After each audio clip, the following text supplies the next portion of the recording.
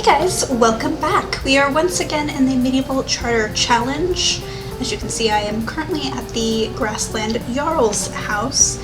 And the reason why I wanted to make this particular video is mostly just to update you guys on some changes that I made to the 3 currently existing biomes, because I have made quite a few in addition to fixing this Jarl's house. So I've added to all of the Grassland homes, they either have a Talos statue, which I don't know if we're going to call it that for the purposes of the Medieval Charter Challenge, but it's from Skyrim, or they have basically a platform with one of these on it, which is also representative of Talos. I changed out the horses on all of the Grassland lots as well, because the ones that I was using before, I kind of forgot that I wanted those to represent, like, ponies.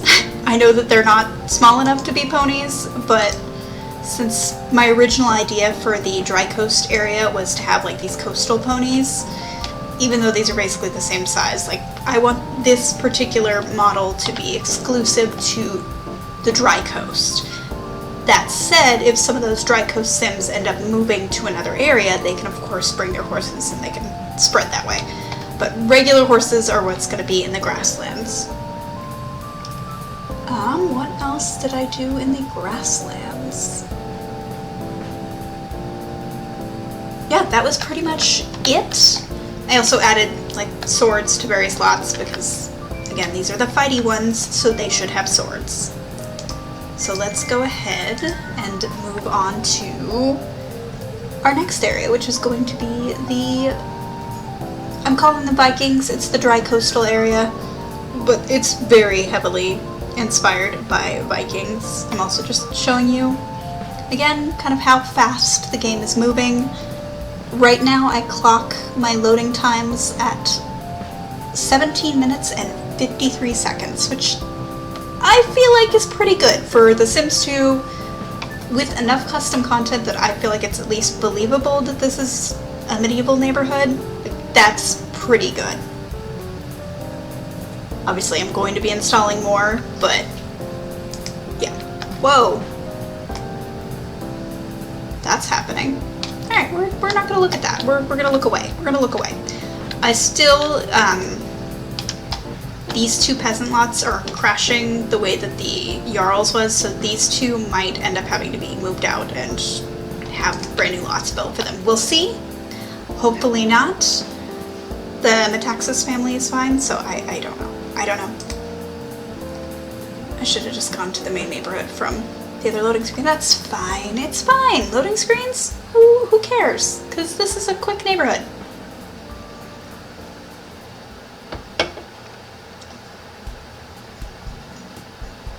It is so nice that it moves so quickly. Like Adiran, when I have to move to like Tenby or Penrith, I literally will open it up and I will go do something else, and then I will come back and hopefully it will have loaded by that point. Sometimes it actually hasn't, and it'll have been like 20 to 30 minutes, so I'm not going to complain about these loading times. Not even a little bit. I am going to complain that I didn't get anything done today in my personal life, but that's not really the Sims' fault. That is the fact that I'm supposed to be getting a delivery. I waited all day for the call. I'm notorious for leaving my phone just wherever. And so I wanted to make sure that I had my phone with me at all times, which meant I didn't do anything. And then I get a message like at 4 p.m. They're like, oh yeah, we actually aren't going to deliver it today. I'm just like, you ruined my whole day. You threw off my groove. That's rude. Also, I didn't open a sim lot just because it's easier to open one of the unoccupied ones. Alright, so you can see the Viking lots are still pretty plain. Like, I haven't gone super overboard, but I fixed their roads because they hadn't been fixed yet. And they now have these little roofline things, just to give them something a bit different. And yeah, that's really all I did to the Viking area, is they got roofs.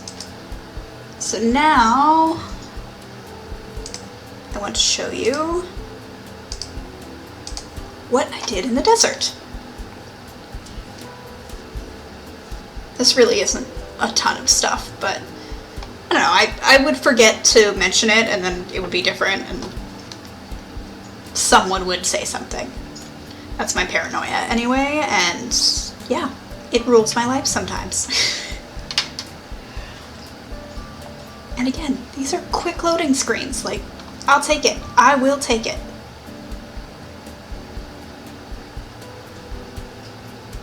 I did mention in my last video that I added thrones to all the current jarl lots, and I'm going to continue to do that just because it's a fun way to use them. I'm not actually going to open any lots because in this case I don't need to. You can see what I did, the main change that I made, which is we got camels. I forgot these existed, and then I was playing in a deer and I'm like, is that a camel?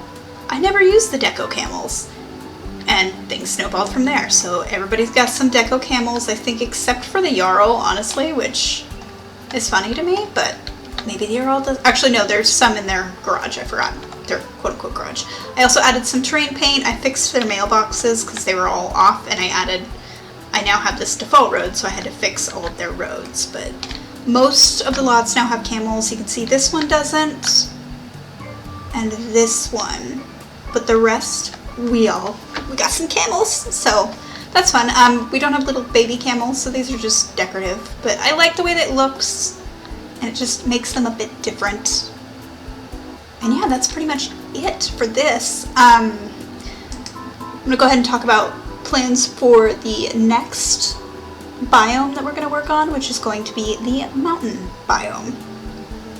Now the mountain biome, I believe, is the only one that ended up rolling as small, because at the beginning I rolled to see how many yeoman lots would they get, how many peasant lots would they get, and then based on whatever they got, I kind of classified them as small, medium, or large.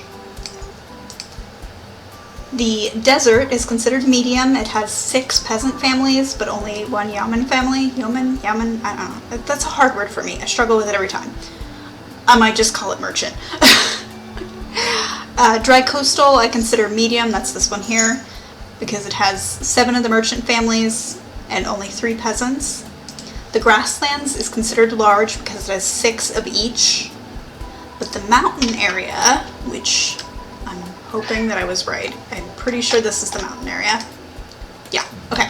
So the mountain area, they have their jarl lot. They have the 2 peasant families, because the minimum size that I allowed for these was the 2 peasant families and the 1 merchanty type family. They didn't roll for any extra. So this is the size of the mountain area. This is the entire mountain area. And I do know that playing this mountain here is going to frustrate the heck out of me. Like, I'm not going to be able to look from the back of the lot, but it's fine, it's fine, it's fine. And yeah, so that's what we're going to work on next, because it's the only small one, and yeah, it'll be nice to actually do a small area.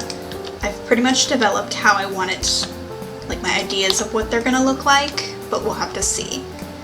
In terms of space, they don't really have a ton of space to grow and they earn lots, because that is one thing that I will allow to happen every time they raise up a rank. Because in the Medieval Charter Challenge, you know, your goal is to become city, but there's a bunch of, like, I think hamlet and something. I haven't actually looked at the rules in like a hot minute, but I know that you rank up, so to speak. So they'll be able to go this way, but they really don't have a lot of space, which could prove problematic. But especially because when you rank up, I roll again to see if you get any additional lots. It's going to be limited. Like, you won't get 6 new peasant lots. There'll be a maximum number of lots you get, but it's just, again, something a little bit different to make the challenge, fun for me, but up to see. I love how this looks. It looks so good. I'm very biased and very well aware of that, but it looks good. It makes me happy. So yeah, this is a pretty short video, just quick updates and letting you know what the future holds. I don't think really I have any other housekeeping in terms of this neighborhood going on. Although I am curious if you guys have any thoughts or opinions on what I should do with, like, the bin families. So I always kind of leave them because it's nice to have, like, in addition to NPCs, just some extra bodies hanging out. But should we eventually assign them to the different biomes? Should they have their own, like, little separate bin family biome island thing that I don't play, but they're placed? Like, let me know, I'm curious. So yeah, thank you guys so much for joining me. I really do appreciate it. If you liked this video, definitely give it a like, and I will see you in the next one.